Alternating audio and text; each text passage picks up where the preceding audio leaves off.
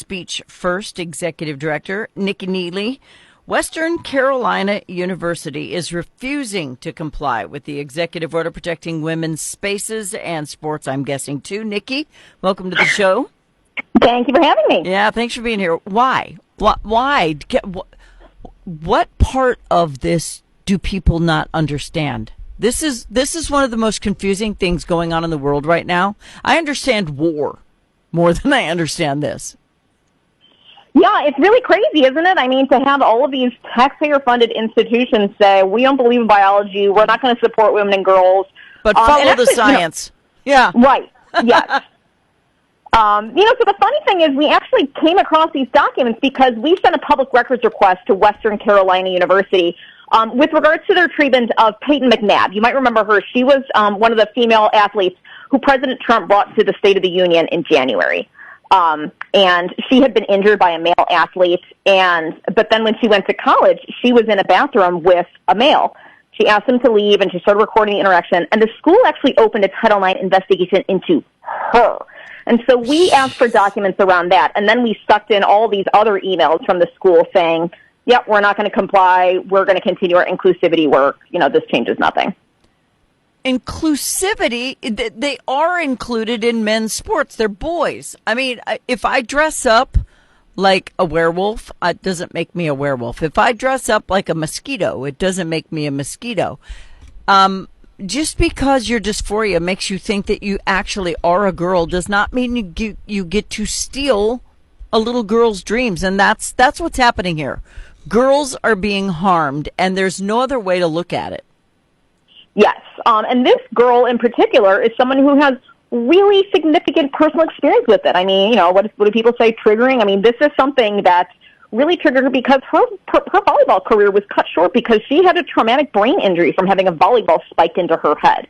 And so the issue of men in women's spaces and women-only activities is something that is very, very personal to her. And for the school to persecute this poor girl because she decided to stand up for herself is just mind-boggling. So I hope that Trump knows this and he's cut off all their funding. They are aware of this. Actually, last week, the Department of Education opened a OCR investigation, or Title IX investigation, into Western Carolina University because of this and then some other whistleblower incidents that had come to their attention. Okay, so Title IX, executive orders actually matter. I realize that as soon as a Democrat gets in there, they could write it back and everything could go back to the way it was. Let's hope they're not that obtuse. But it's possible. So there's that. But I can't imagine any woman on this planet thinking this is a good idea. But they're out there. They're out there. I mean, the WNBA on March 31st on Transgender Day of Visibility had a post up. I mean, it's the WNBA. Like, ladies, what is it you do here? Come on. So it's very strange to sort of watch this Stockholm Syndrome. I'm not sure if it's because people don't want to be attacked themselves or because they really believe in it. But at the end of the day, I mean, we still do have these girls losing their place in the podium, having their privacy violated, and it's heartbreaking. So their compliance officer basically just said, we're not doing anything. We're just going to do what we do, and they think it's discrimination against trans people to do this. Yes. Yeah, and let's remember, there was obviously all this litigation over President Biden's Title IX rule that tried to totally reinterpret the word sex to include gender identity. That has been permanently enjoined by the courts. That's not going forward. And so we now revert to Secretary DeVos's rule from 2020 that was passed lawfully through notice and comment. But that very clearly outlines the sanctity of women-only spaces. And so this person, this school is in flagrant violation of that, which is something that is really, really deeply concerning because you can't pick and choose the laws that you follow. You have to follow the laws. And I point this out every time, and because it's blatantly obvious that you don't see any trans females or trans males who are females trying to be in men's sports. I haven't heard a case of that because they realize they wouldn't stand an Ice Cube's chance in hell of competing with men because biologically they wouldn't be able to do it. Right.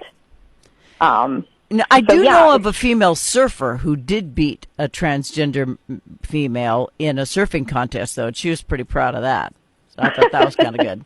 But this is stupid. This is the dumbest thing we have going on in this country.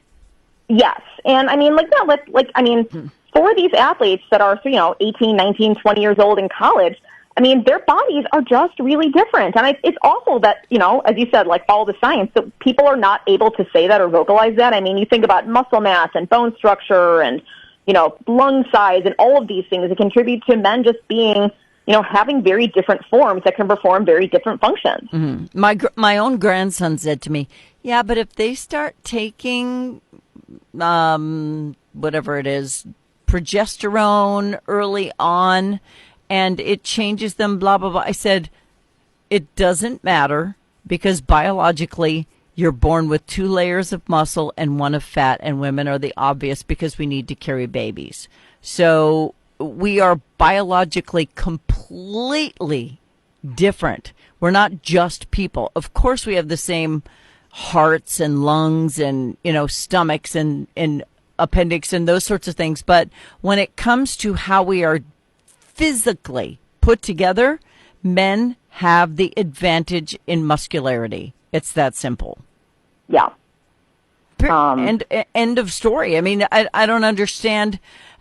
They can take as many drugs as they want. They're still going to have 2 layers of muscle. Yeah. No, I mean, I think about, the fact that male lacrosse players throw a ball an average of, I think it's like 85 to 95 miles an hour. They wear helmets. They wear chest protectors for that reason.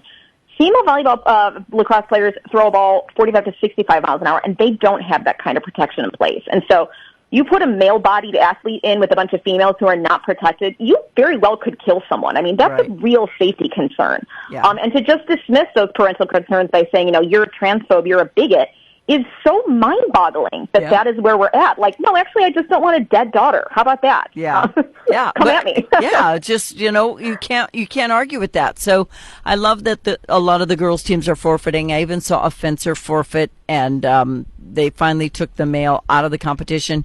But what do you think goes through the mind of a trans athlete who knows that they are stronger and they're in women's sports? I think mostly because they know they have the upper edge. I can't think of any other reason why they'd want to be in female sports other than they suck too badly to beat any men.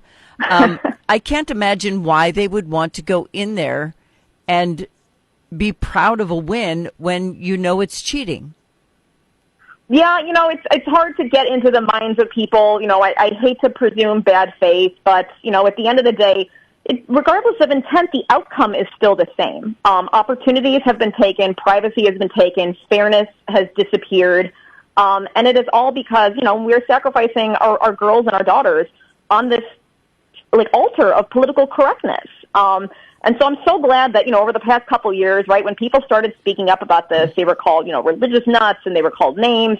But really to watch the groundswell of support that has bubbled up over the past couple years just because of the massive overreach on this. I mean, you look at the margins of support for keeping sports segregated, for keeping bathrooms and locker rooms separated. It's like an 80-20 issue. I mean, you don't get that kind of unanimous national support across racial lines, across political lines on literally anything except for this, which is fascinating to me. Mm-hmm. Well, did you see the walkout at the Kentucky high school?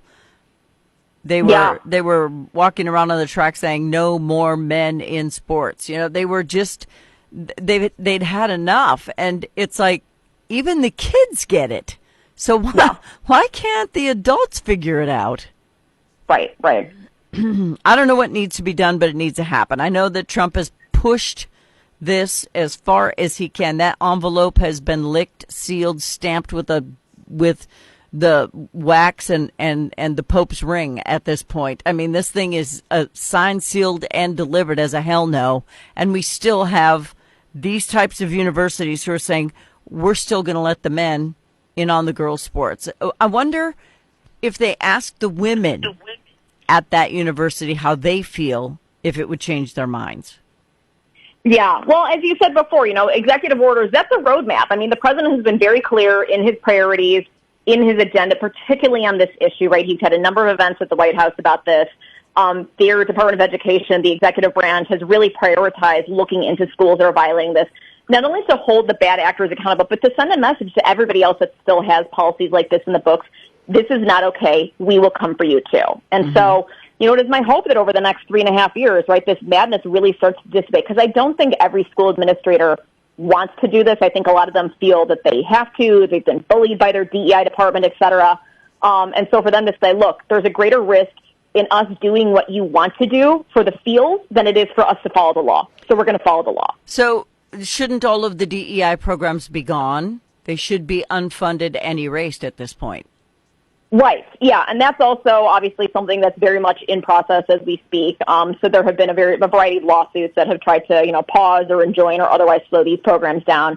And so this is something that is also going to be an ongoing fight. But yeah, I think with DEI, much like with the gender stuff, there are a lot of people that are more than happy to see the back end of it. And if they have to blame big, scary, mean President Trump, so be it. But at the end of the day, we want these programs gone. And we need them to be gone for an extended period of time so that they can't come back if we have a Democrat in the White House in 2029. I just had somebody send me a note that said, spoken like a couple of white women. Nikki's not white. Oh, no, I'm BIPOC. Yeah, so in So your there we go. face. Yeah. This has got nothing to do with race. We're talking about trans individuals, and they come in every color. So nobody's holding anybody down in 2025. Is there racism? Yeah. Are there people who are a little over the top with their hatred of trans people? Yeah, that's true. We don't hate anybody. We just don't want you stealing the future and the goals of young women. I mean, where are the feminists on this? This should be their top topic. Yeah. Here we are. There have been some really unusual alliances or quislings, over the past couple of years as the situation may be. Yeah. So do you think there are, I mean, we know about Pennsylvania, and they kind of got their butt handed to them. Now we know about this one in Western Carolina. Do you think there are many more? Yes, unfortunately, I think there's a lot of them. I mean, there have been states that have said they're not going to follow the law on Title IX. There have been school districts. There have been universities. But, again, the Department of Education has been very aggressive on this. They have opened directed investigations into state departments, into school districts.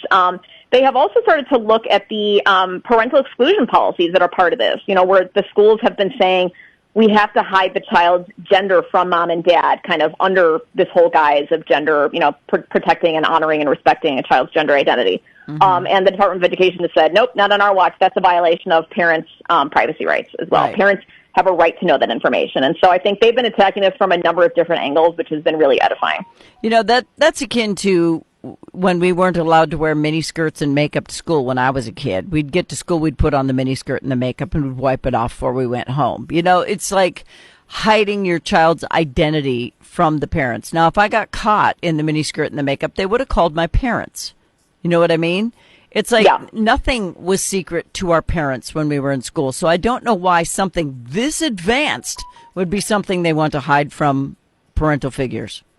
Yeah, it's really, it really, and I think, taking a step back, it seems like it is intended to draw a line between a parent and a child and to sever that parent-child relationship. And that's something I think for most parents, regardless of your political identity, people say, you're going to estrange me from my child over my dead body. How dare you? Yeah.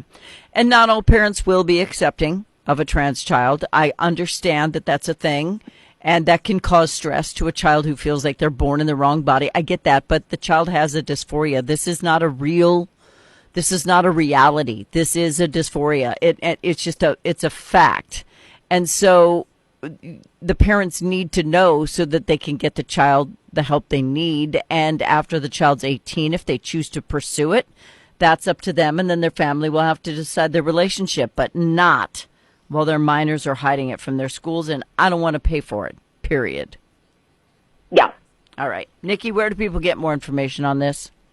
Our website is speechfirst.org, and so we have the FOIA documents from Western Carolina University. You can watch the back and forth between the administrators. So it is it's something that's concerning, but also something that people need to figure out and think through. Is this something their alma mater is doing? Is this something their school district is doing?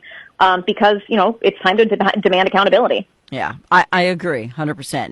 Nikki Neely is the acting executive director of Speech First, and it is not okay that Western Carolina won't listen to the executive order. We need to protect women's sports. Thanks, Nikki. Thank you. Bye-bye.